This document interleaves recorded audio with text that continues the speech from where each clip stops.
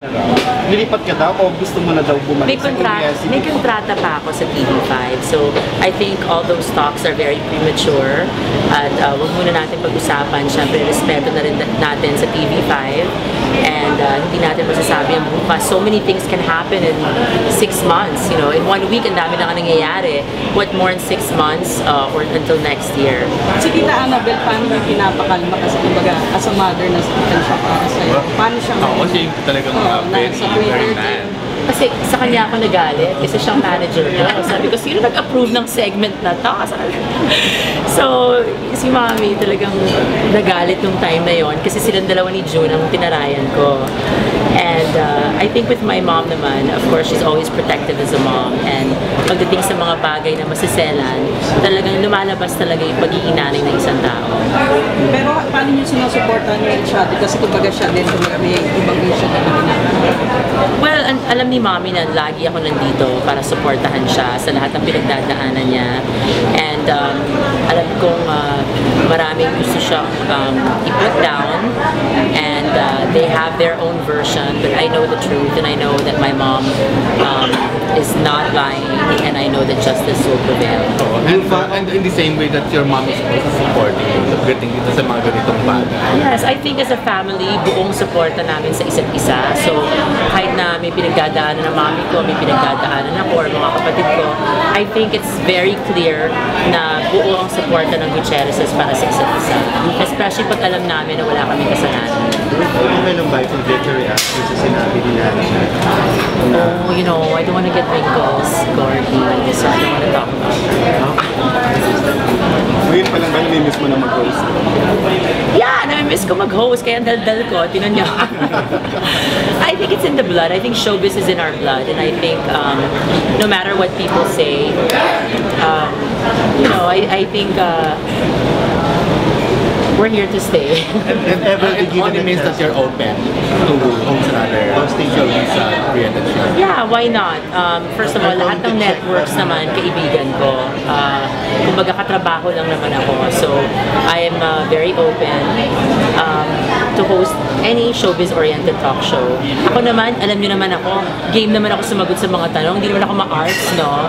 Pero syempre, pagdating sa mga gross questions, I mean, hello, parang don't ask me naman those questions, di ba? I mean, if it's anything else, I'll answer because I'm super game. Pero wag lang yung mga below the belt talaga, especially on my birthday. Parang ang ganda ng chemistry ni Raymond. Tingnan namin kayo. Parang maganda silang pagsamahin sa show. Oo nga, actually. Magaling si Mon. Sige na nga, kaming dalawa na lang mag-host. So, yeah, I'm open to anything. Ay, pumalit sa Central.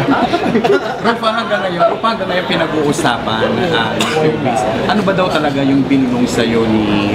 Alam mo, Morley, basahin mo yung statement ko. Asan yung statement ko? Wala pa ako noon. Oo, basahin mo na lang yung Balik tayo sa Rufa Chad. Halimbawa ganito ng mga politicians, open ka ba? For politicians to help? Yeah, why not? If it's to help their district, open naman ako. As long as sincere din sila sa pagtulong. Kasi mas mapadali naman if you're working with the politicians or the public servants in that area. But as long as gawin nilang pagtulong nila in a sincere way. Now, there's a possibility na pasukay mo rin ng politics ever since nandiyak na. Ako, hindi muna. First lady na lang. So, okay sa yung politician. Why not, diba? I'm not closing my doors to love. Iniiba ko lang yung yung gusto ko sa buhay na dapat, kasi ako, mahilig ako sa talagang visual yung gwapo. So, ipahin ko naman. Ipahin ko naman na kailangan kung sino gusto ni Lord para sa akin, yun ang tatanggap ko. Do you think you'll be a perfect politician's wife? Yes, because I'm very tame. Tame ba? Hindi. But sa tingin ko naman well, I'll cross the bridge when I get there. Sa November, tapos ang sabbatical leave mo sa pakikita sa Love Life. So, mukhang may mga babalik na nagpaparamdam. Ay, secret muna. But Hindi. For me, dapat move on to a new beginning.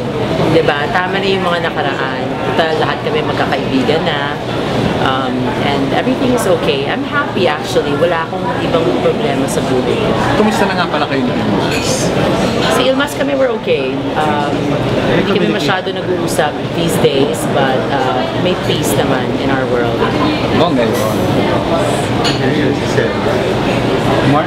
Okay, thank you Ano na guys. lang for Rufa Challenge na invitation sa mga nag-open yung website? Yes, sana po, check niyo yung aking website, iloverufag.com. Marami silang makikita doon about me na hindi pa nila nalalaman about me.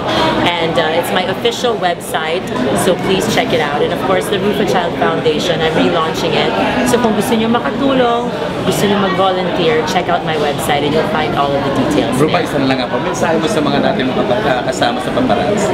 Hello there! Sana hindi kayo galit sa akin sa ginawa kong desisyon.